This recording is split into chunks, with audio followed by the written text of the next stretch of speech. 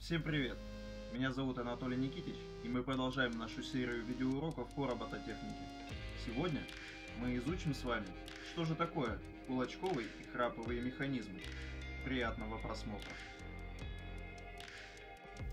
Кулачок – это механическое устройство, состоящее из эксцентрической насадки на вращающийся вал, форма которой рассчитана так, чтобы обеспечивать необходимое возвратно-поступательное линейное движение другой детали. Форма кулака задает движение ведомого элемента во времени и пространстве. Кулачок можно рассматривать как непрерывную плоскость с переменным углом наклона. Также кулачки могут быть круглыми, грушевидными или любой другой неправильной формы. Кулачки и ведомые элементы быстро стираются из-за постоянного трения, для снижения которого ведомые элементы часто снабжают небольшими колесиками. Обычно кулачковые механизмы используются в струбцинах, электрических зубных щетках и распределительных валах автомобильных двигателей. Сегодня я для вас собрал очень интересную конструкцию. Это робот-собака. На примере этого робота мы с вами рассмотрим, как работает кулачковый механизм. Полагаю, вы уже обратили внимание, что этот робот-собака состоит из большого количества деталей, и механизмов здесь куда больше, чем один только кулачковый. Давайте рассмотрим ее в действии, а потом опишем, как она работает.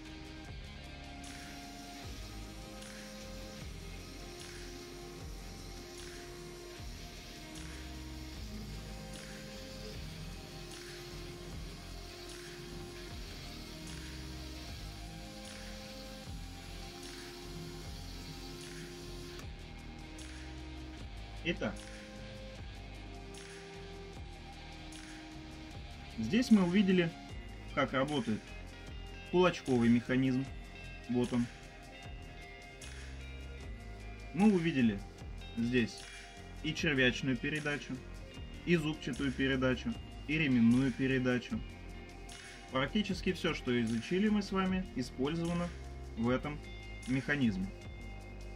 Теперь давайте подробнее разберем непосредственно кулачковый механизм. Когда мы включаем нашего робота, у него приходит в движение его глаза. Еще раз запускаю, смотрите внимательно.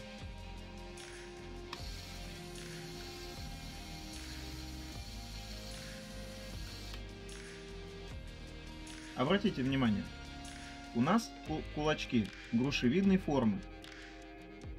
Соответственно, каждый раз, когда кулачок поднимается своей вершиной вверх, он толкает стержень, на котором закреплен глаз. И глаз поднимается. А потом под действием силы тяжести опускается вниз. Количество подъемов можно изменить. Каким образом?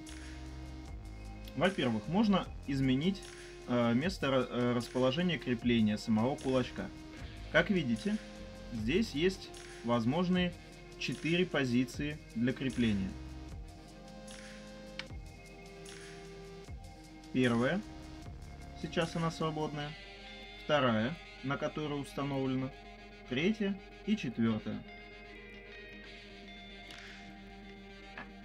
Если мы сейчас изменим положение кулачков, то и движение глаз нашего робота тоже изменится. Давайте попробуем установить максимальную амплитуду подъема.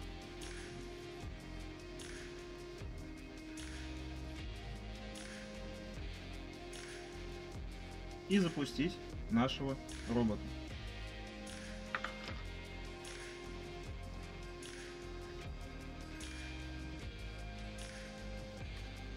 Смотрим внимательно.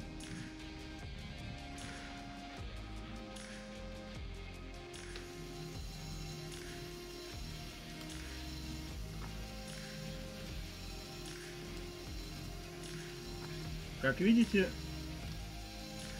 глаза теперь поднимаются не одновременно, а по очереди.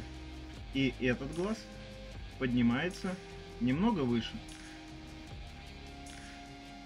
Однако можно изменить и по-другому.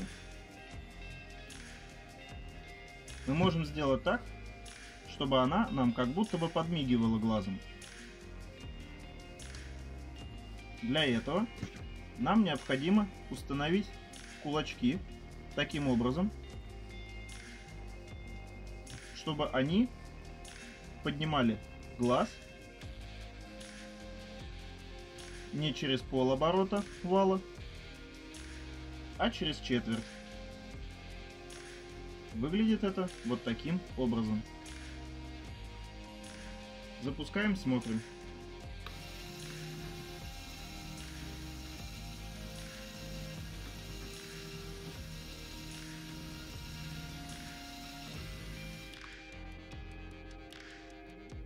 Вот так работает кулачковый механизм. А сейчас давайте рассмотрим с вами, что такое храповый механизм. Основу храпового механизма составляет зубчатое колесо и собачка, вращающаяся вместе с колесом. Итак, в данной модели мы видим, есть зубчатое колесо и та самая собачка. Пока зубчатое колесо вращается в одном направлении, собачка скользит по зубьям колеса, перескакивая с зуба на зуб. Вот так это выглядит.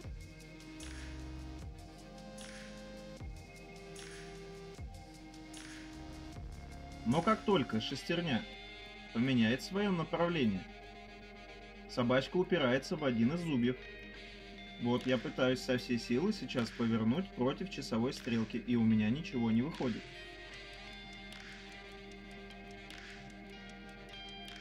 Храповые механизмы часто используются в таких устройствах, где требуется вращательное или поступательное движение только в одном направлении. И чаще всего встречается в часах, домкратах или подъемных устройствах. Данный механизм демонстрирует подъемное устройство. Сейчас мы посмотрим с вами, как можно поднимать груз и удерживать его на определенной высоте с помощью храпового механизма.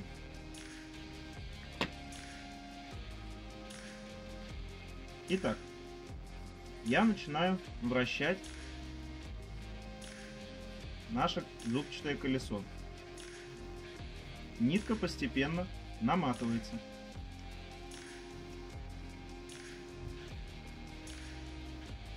Нитка натянулась, и груз тянет вниз. Но посмотрите, груз не опускается вниз. Мы можем поднять выше. Груз также удерживается храповым механизмом.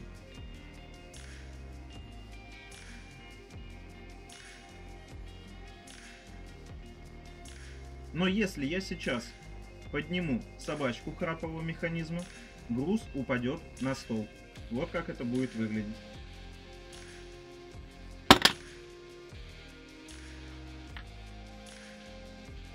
Вот такое довольно простое и очень полезное устройство. На этом наш урок подошел к концу. На следующем занятии мы изучим с вами, что же такое конструкции и как они устроены. До новых встреч!